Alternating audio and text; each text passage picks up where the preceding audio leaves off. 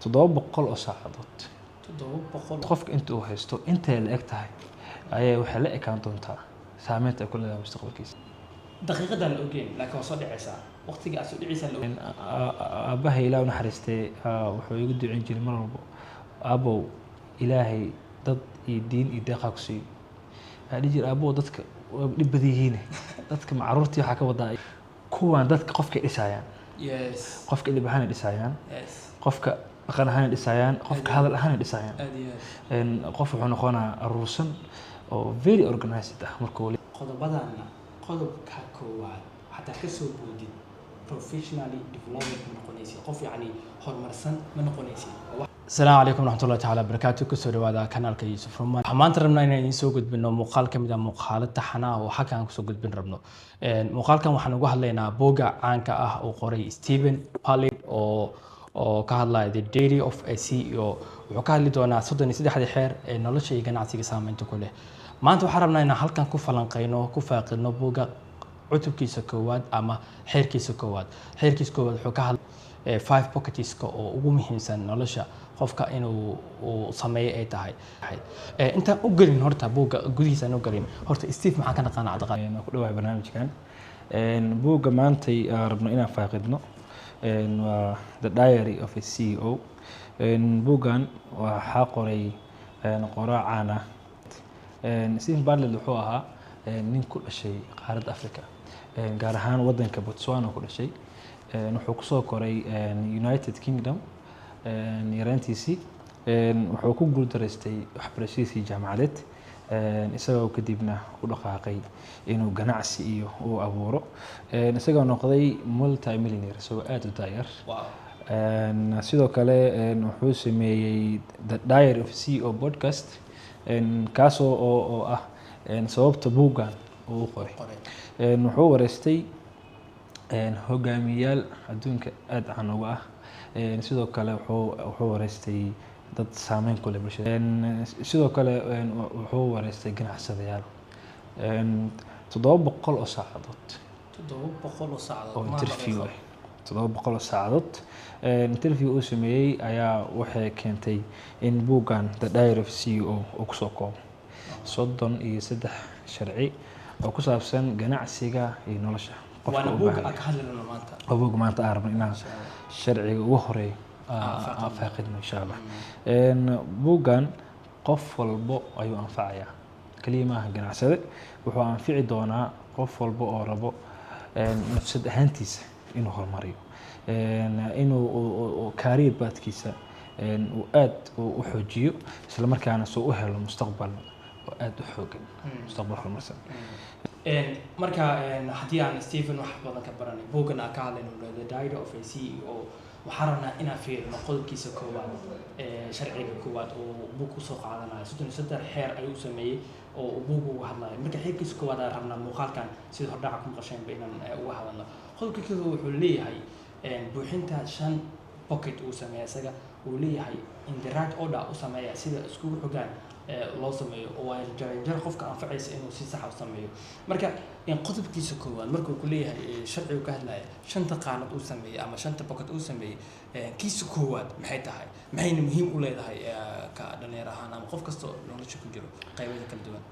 Yusufow waa qof walba uu soo maraa marxalad ugu horeyso qofka uu soo maro marka uu soo weynaado waa waxbarasho knowledge.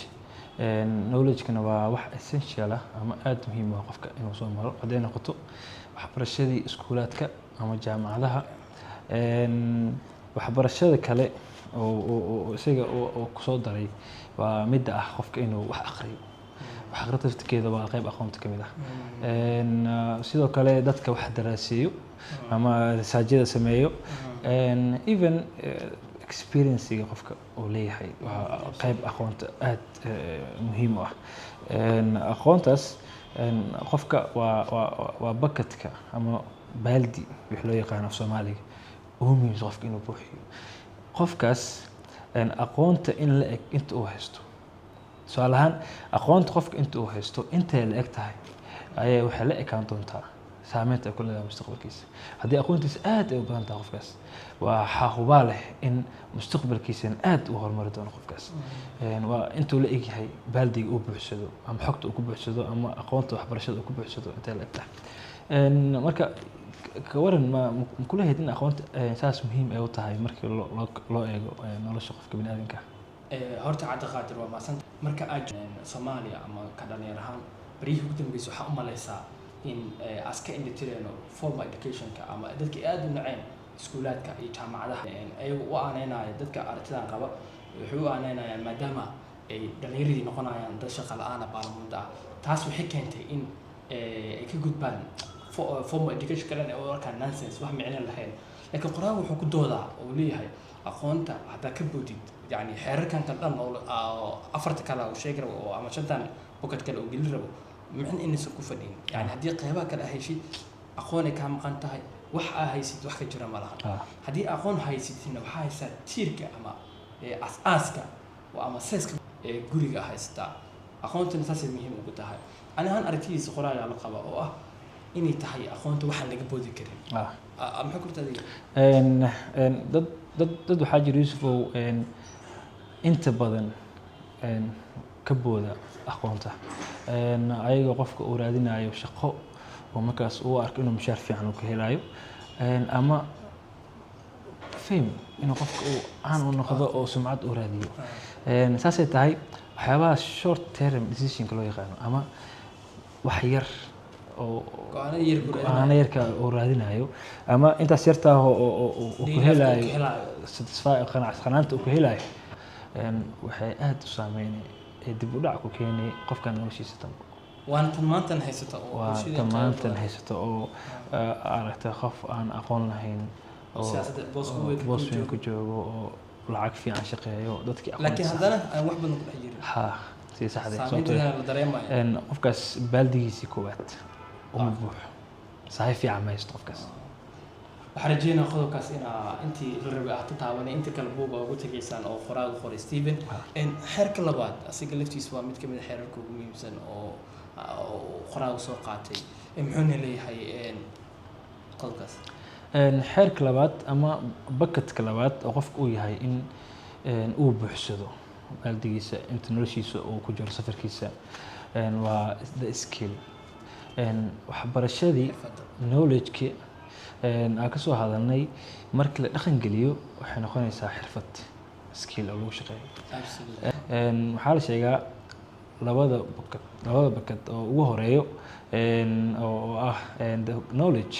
and skill hadda ka hadloono inay yihiin the foundational buckets waxbarashada iyo xirfadda waxaa waaye waa bucketska asaasiga qofka uu tahay inuusan marnaba ka boodin marka uu sahaydiisa u qaadanayo nolosha xirfadda wax walbo ku tirsan hadda waa aqoon kaligeeda inaysan meel dheer ku gaarsiinaynin qof walba taas muuqato xirfadda qofka aad ay u saaciday in uu horumariyo noloshiisa hadday noqoto dhaqaalahaan iyo hadday noqotoba noloshiisa ahaanta gabaran Yuusufow xirfad qofka wuxuu u yaqaanaa waxyaabaha gacanta lagu qabto oo la barto waxyaabaha la barto xirfad maxay noqon kartaa horta skill waa horta wax weyn waa proud waaye laakiin xirfadda markuu leeyahay qoraaga waxaa number 2 ku gelinaya qoraaga oo leeyahay waa sheyga labaad ama qaanada labaad oo leeyahay waa wax aad muhiim u ah waxa ka horeeya laakiin aqoonta qofku markuu aqoon leeyahay ayuu u baahan yahay xirfad haddaadan aqoon lahayn waa xirfad ka bilaawdid daqiiqadan la ogeyn laakiin waa soo dhicaysaa waqtiga aad soo dhicaysaa la ogeyn laakiin waxaas ma ku gaarsiinaya meel dheer long term ku gaarsiinaya ma aragti kaliya waa aragti qoraaga markaad qoraalkiisa akhrisid aa ka dhex heli kartid xirfadda iyo aqoontu way iskaabayaan haddaan tusaale yar ka bixiyo waa guri asaaskiisa markaad dhistid maxaa u baahan tahay waa tiirkiisa u baahan tahay tiirkiisa maxaa noqonaya marka waxaa noqonaya skillka noqonaya aqoonta marka lagu apply gareeyo skill waxaa qofku wuxuu haystaa wax weyn yani waa labada shay oo soo caqabada ka dhawaajiyay waa labada shay ugu muhiimsan oo qofka hadduu ka boodo oo aysan noloshiisa dhan iska noqonayso nolol uusan ka gaarayn heerku rabo ama talaabadu uu ka gaaraynin aqoonta iyo xirfadda weliba waxaa horay number 1 uu ka dhiga qoraaga wana fikrad muhiim ah in aad si fiican u fiirsan aqoonta watan laga hadlayo knowledge formalka ah watan laga hadlayo buugaagta akhriskooda in podcastyada cilmiga leh nama fiican ma soo celinay aad dhageysatid cilmi nooc doona ha diinta maadiga cilmigaas marka soo qaadatid waa qaanada koowaad qaanada labaad waxa ku galaya wax la dhahayo skillki iyo aqoontii marka isku wadatid waxa haysataa tiir weyn adag oo yani waxa ku dhisan guri oo aasaaskiisa ku dhisan yahay tiirkiina leh oo gidaariskiina leh Cabdiqaadir waxaa rajeynayaa in qolkan si fiican u falanqeynay waxaa ku dari lahaa xirfadda waxay noqon kartaa dhowr nooc Yusufow dadka dhaqanka leh dadka la macaamilka leh xirfad gooniya dadka fudud inay problemada xaliyaan problem solving waa skill gooniya ay muhiim u tahay qofka waa inuu dhageysiga aad ugu fiican yahay iyadana xirfad kale muhiim waaye waana xirfadaha si muhiim u yihiin kuwa gacanta lagu qabto lacagaha jeemad gareeyo kuwan dadka qofka dhisayaan qofka dhib ahaan dhisayaan qofka dhaqan ahaan dhisayaan qofka hadal ahaan dhisayaan qof wuxuu noqonaa aruursan oo very organized ah markuu leeyahay xirfadaha soft skills loo yaqaan iyo xirfadii kale caadiga ah hadduu qofka markaas soft skills adiga nafsadaada dhisayaan ilaa qofkii hadii oo dad macaamilka fiican yahay critical thinking ka fiican yahay problem solver aad tahay oo dhibaatooyinka xalin kartid aad tahay qof communicationkiisa ama wada xaajoodka bulshada la yeelana fiican yahay waxa dhismaaya shakhsiyadiisa qofka kadibna waxa ku fududaanaysa skillkaaga inaad ku tabaqdid kadibna aad si jaan qaadid qof diyaarsan inaad noqotid waana meesha loo socdo inaad qof u horumarsan meesha loo socdo qodobka saddexaad waana aad ay muhiim u tahay marka la fiiriyo dadka ama fursadaha marka loo fiiriyo sababtoo ah qodobka saddexaad wuxuu ku sheegaa ama bucketka saddexaad oo inta baaldiga aad buuxsatid weliba baaldigan wadanka marka la joogo waa kula talaa qofka inuu aad u buuxsado network waxa la lahaa waa qofka connectionka uu leeyahay ama xiriirka uu leeyahay dadka kale bulshada waa in xiriirkaaga bulshada aad u wanaagsanaada waa in dad fiican oo waxtar leh noloshaada ay ku jiraan waa in dad badan aad taqaanid marka maxay muhiimad u leedahay qodobkan oo qoraaga soo qaatas leedahay inta akhriso buugga inta akhriyay kaliya networka ama in dad badan aad taqaanid ama ay ku yaqaanaan kaliya muhiim uma ahan shaqada aad qabanaysid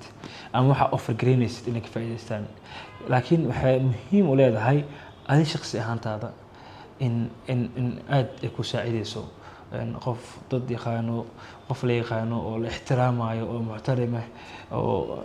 iridu garaacabo meesha uu fursad ka raadiyo fursad aan ka weynayn dadka waa hanti aan la ogeyn sida saxda waa in la beertaa aabbaha ilaahay u naxariistay wuxuu igu duceyn jiray mar walba aabow ilaahay dad iyo diin iyo deeqaa ku siiyo waxaa jira aabow dadka dhib badan yihiin dadka macruurtii waxaa ka wadaa dadka culayskooda maxaa igu wadaa dad marabee aabow dadka hanti waaye ma ogid dhahay sida saxda marka dadka hanti waaye waana wax aad in weliba looga fiirsado u baahan qofka noloshaada kusoo biiraayo ama aad la saaxiibaysa dadka macrifada aad la tahay inaad wanaajisid mar walba ay fiican tahay gabaran ku saaciidaya qof inaad taqaan dad inaad dad leedahay oo audience ama network fiican inaad leedahay maxay ka saacidi kartaa adihan noloshaada horta Cabdiqaadir inta badan adaa sheegay waxa waa network horta muhiimad weyn ay leedahay sida badan sida hadda soo sheegnay waxa soo sheegnay qodobka koowaad wuxuu ahaa knowledge aqoon qodobka labaad wuxuu ahaa skill qodobka saddexaad hadda uu qoraaga sheegaya oo shanta baalta qofka inay u buuxdo la rabo qodobkiisa saddexaad wuxuu ka dhigay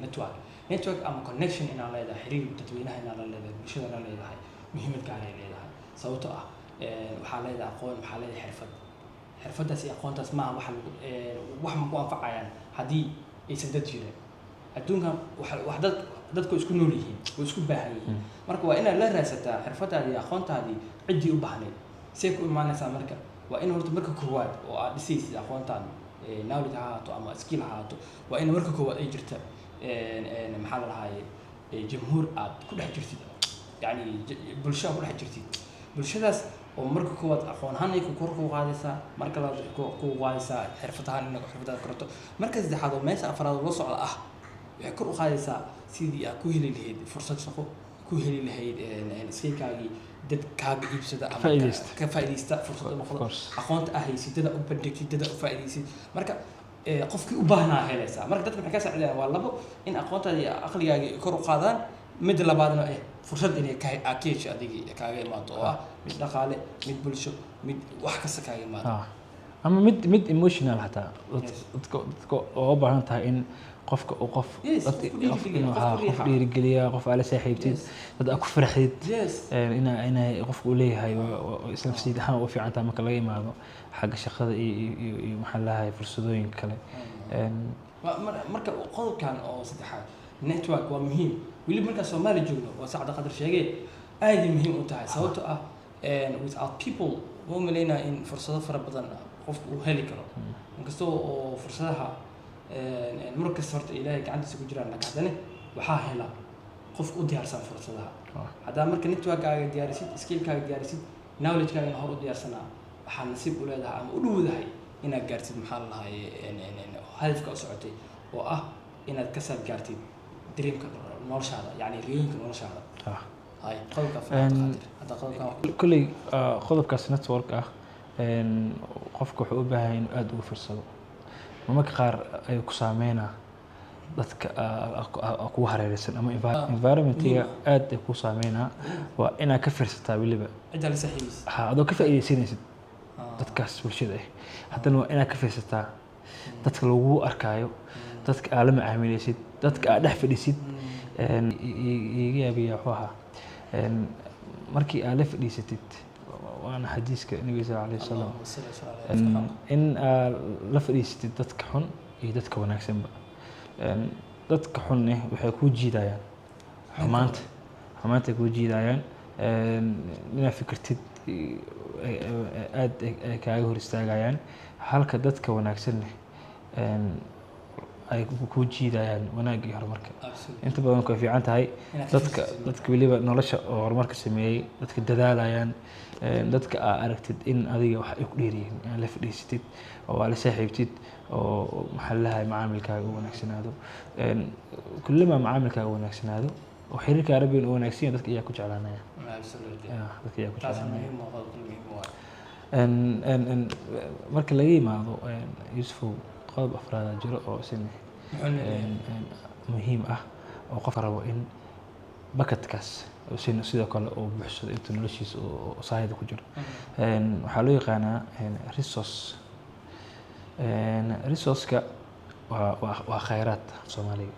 wuxuu noqon karaa marka qofka in uu leeyahay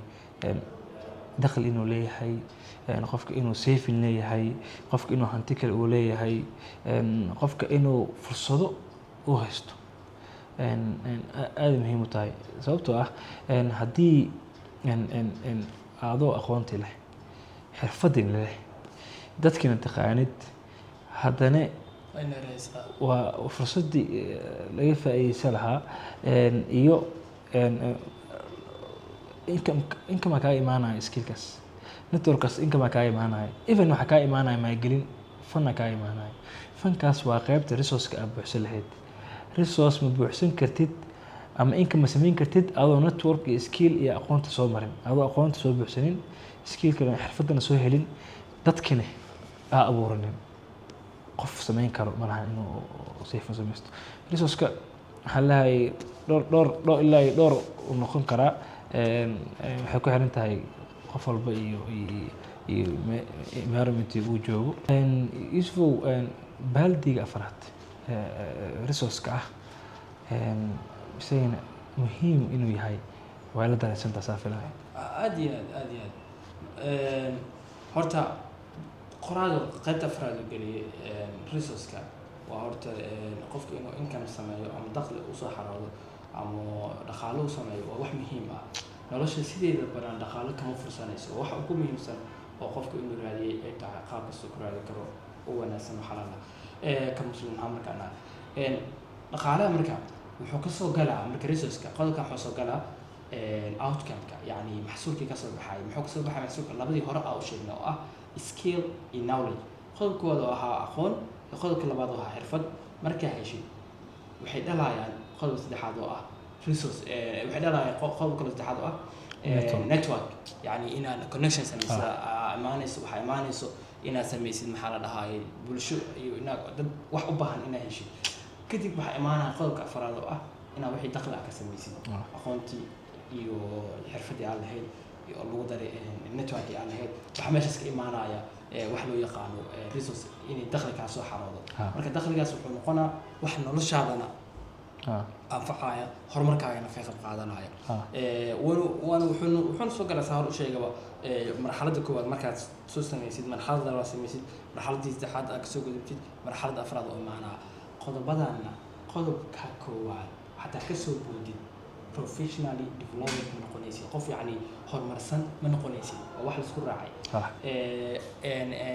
qodobkan wuxuu ku leeyahay qoraaga oo Stevena wuxuu ku leeyahay sidiisa loo raaco يعني order si isku xoog si isku kala horeeyaan hadda aqoonka boodid waxa kaliya inta noqonaya kaliya meel kuma gaarsiin doona meel kuma gaarsiinaya waxa uu survival lagu jiraysa yani ka caaqifo ku jiraysa laakiin waxa muhiim ah qofku haduu rabo long term achievement inuu sameeyo yani mustaqbalka dheer oo weyn inuu sameeyo waa inuu isku xiraa afartan qodob soo sheegay qodob kale uu dambeeyo kamid ah mid kamid ah qodobada ugu muhiimsan oo qoraagu sheegay Cabdiqaadir and the five buckets loo qodobka ugu dambeeyo ama sharci ugu dambeeyo waa reputation sumcadda wax loo yaqaano sumcadda qofka leh qof walba sumcad ma lahan karo qofka sumcadda leh waa inuu kulansadaa horta qof la aamini karo inuu yahay sidoo kale qof horumar gaaray dad wax taray inuu ahaado qofkaas qofka oo sumcaddana kaliya iskama imaanaysa waxay ku imaatay marxaladaas oo maxaa la hayaa baaldiyada afarta xabaa soo buuxinay in qofka markaas oo qofkii aqoon leh xirfad leh haddana dadkii yaqaano haddana resource ka faa'iidaystay ama haddana inuu sumcaddii abuurto qof markuu loo baahan yahay sharfan u noqdo ha sumcadda waa waxa ugu dambeeyo oo qofka uu sameeyo inuu raadiyo laakiin aniga Soomaali ahaan aan bini aadan ahaanba waa iska jecelnahay anagoo yar ama anagoo wax saas noqon inaan sumcad ahno oo sumcaddii waxay noqoto title hebel iyo position inay ku xirnaato qof ahaan inuu qofka dhisan yahay kuma xirna sumcadda hadda badan aan naqaan aniga ama ku soo kornay inaan barano kabaran sumcadda sumcad maxay ku leeyahay iyo markii buuga akhrisay oo Steven horta sumcadda iyo qoraalka uu sheegay boosku kaliya ani waa la qabaa aragti ahaan iyo ahaan qaybtu kaliya markii koowaad ba inta buuga hore u fiirinay sumcadda inay tahay wax gadaal laga raadiyo bulshadeenna waxaa malaysaa maanta dhalinyaradeena kuwa wax bartay iyo kuwa kaleba in yani aatan kuwa ka bilaawno kadib aaraadino horta maxaa sumcad raadinay haddaan aqoon lahayn war haddaan xirfad lahayn oo yani bariiskaaga soo dhacsan karin maxay ku taraysaa maxaa lahaay sumcad maxay ku taraysaa haddii aadan network lahayn bulsho kugu xirnayn yani aadan ku xirnayn network fiican lahayn connection badan lahayn maxay ku taraysaa sumcadda waa nothing haddaa hesha xataa sumcadda lafteeda waxay ku imaadaa aqoonta aad leedahay soo ma arkin dad lagu ixtiraam aqoontooda waxaa hebel waa PhD hebel waa saas hebel wuxuu macallin waa hebel waa xaafid القرآن waa yani maxaa lagu ixtiraamayaa aqoontiisa uu leeyahay labo markuu ku daro skill waxaa u maanaya inuu yani fursad kale helo oo ah uu ku dhisi lahaa dhaqaalaha ku dhisi lahaa connection waxay ka caawinaysaa fursadihii uu hayay midii aqoontii midii xirfadda inuu bulshada la dhaxgalo oo asagoo ugu faa'iideynayo asina ka helaayo marka ka daba qodobka afraad ah resource uu ka helaayo dakhli ka helaayo meeshaasna uu noqonaysa income inuu soo xarado markaas qofku wuxuu u baahan yahay inuu raadiyo sumcad iyo sharaf inuu ka fikiro iyo inuu sameeyo maxaa la lahaaye inuu kor u qaado kii marka dhalinyarada iyo ahaan marka ani dhalinyaradana daawanaysa ama qof kasta oo waxbarasho cilmiga ku jira ama kan da'da hadda isku maleeya laga aan da'da 40 sano si cagcageena still waxa dhahaa marxaladahan hadba adaa meesha ka joogtay hadda aqoonta formal ka soo bilowday meesha maris ka sii wad haddaa xirfad lahayn isku day inaad xirfad baratid oo maanta bilowdid ama xirfadda hore ugu jirtay ah xirfaddan mar kale waxaa ku leeyahay ku sallay aqoontaa leedahay ku sallay ha aadan dhinaca kale waxaa la ogyahay inay kugu adkaanayso oo haddaan qaldaneyn yani noqonayso wax oo berika maalin aadan sii xiiseynayn oo meel dhex ugu tagaysid marka ha noqoto wax adiga aad taqaanid xiiseynaysid aana jeceshahay markaas wax ka keeni kartaa xirfadda lafteeda qodobka saddexaad raadi oo ah network yani connection raadi connectionku wuxuu fursado ku siinayaan marka hadba meeshaad joogtid adiga dhalinyaro ahaantaad isfiiri isbaar waxaa samaysaa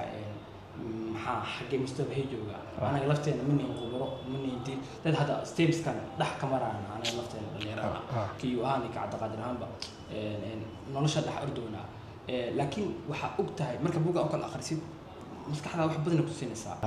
waxaan ku soo jeedin lahaa inaad buga naftiina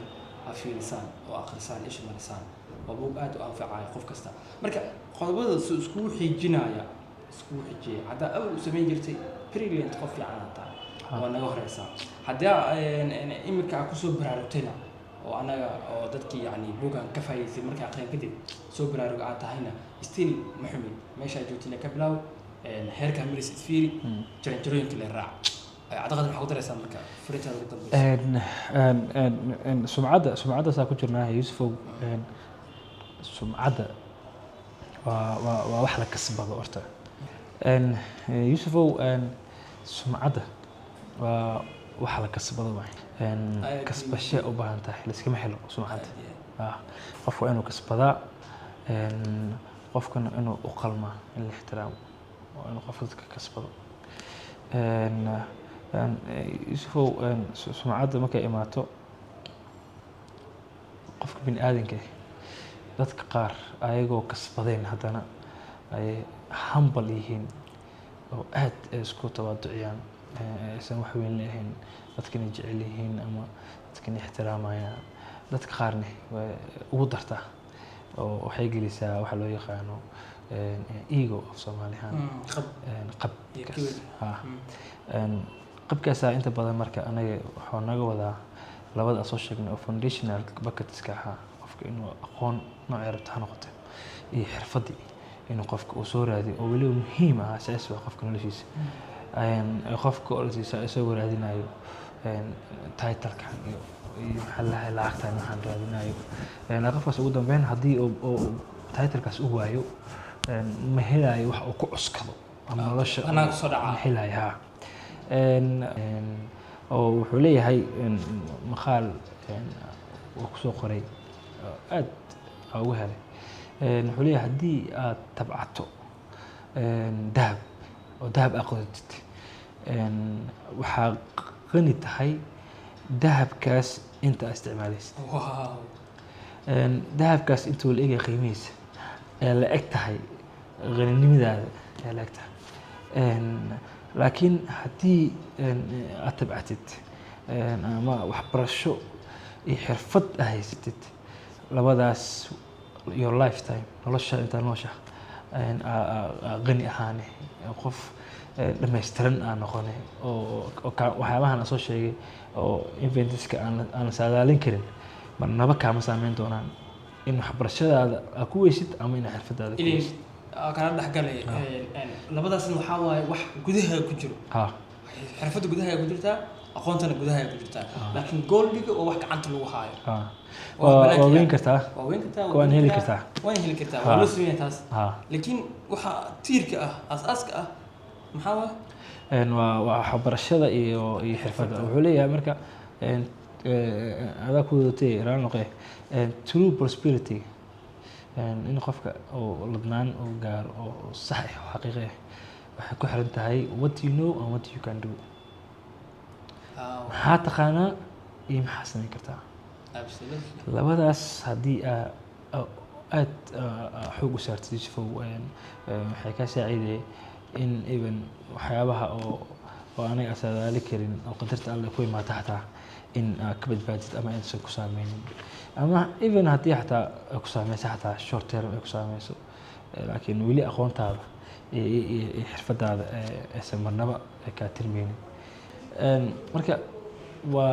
markaa fiirisidna qofka waa inuu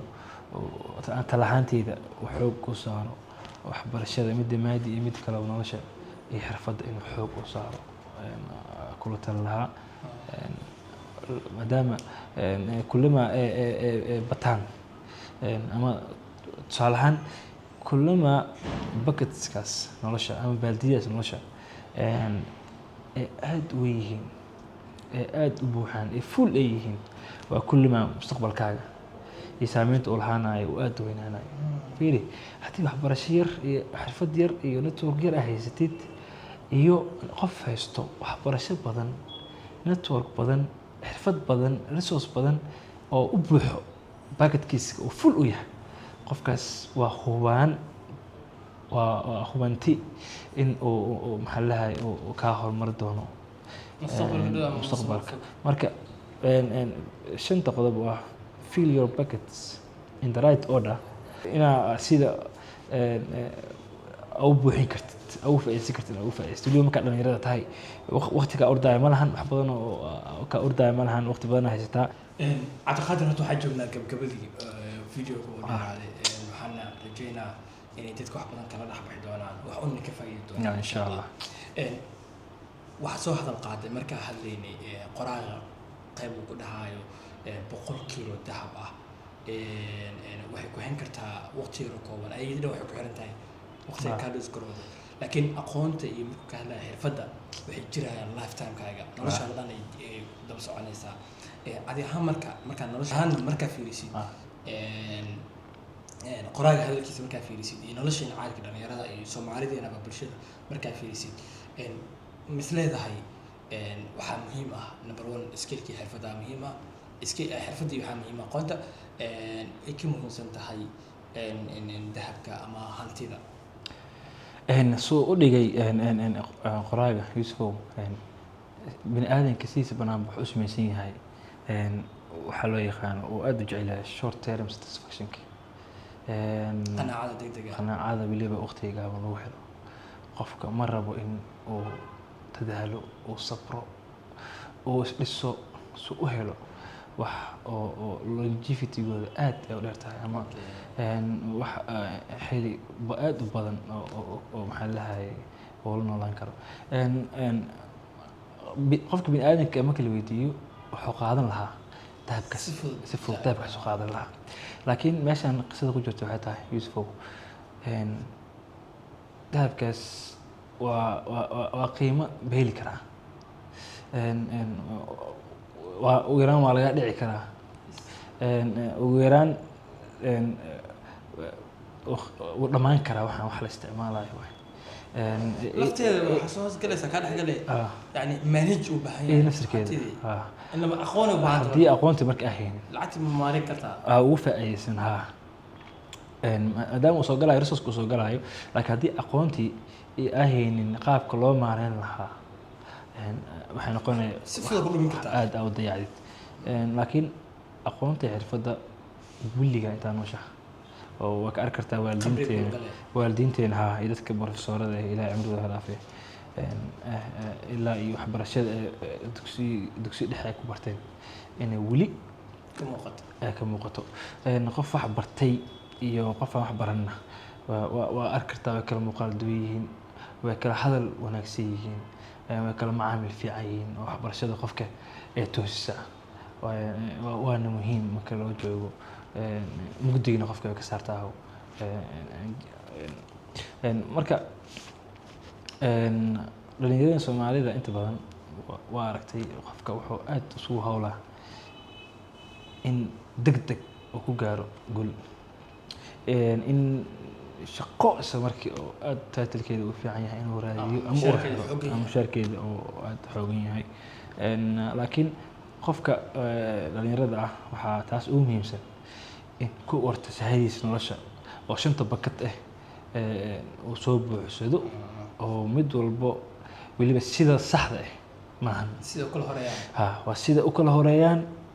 iyo bakad walbaba wixii ku habboon oo fiicnaa waxbarashada ugu fiicneed qaabka ugu fiicneed xirfadda qaabka ugu fiicneed meel walbo qaabka oo saxan tahay marka daraad oo iyadoo orderkaasa waa inay noqotaa qaabka loo shubayo qaab saxan. Marka Yuusuf waa dareemi kartaa buuggan ahmiyadda uu leeyahay. Waa intaasoo dad kala duwan adduunka oo horumar noocyo kala duwan sameeyey oo hal meel isugu keenay. Qofka dhalinyarada ahna buuggan maahan istiraatiiji maahan qofka oo ku degsanayo oo istiraatiijiyada waxay ku xiran tahay hadba season ku xiran tahay. Laakiin waa permanent buuggan waa wax joogtayn ku hagayo aana ka faa'iidaysid in noloshaada dambo mid aakhiro midaasi waa mid ilaahay subxaanahu wa tacaala gacantiisa ku jirto mid aakhiro anagana dadaalkeena aan leenahay laakiin mid adduunyo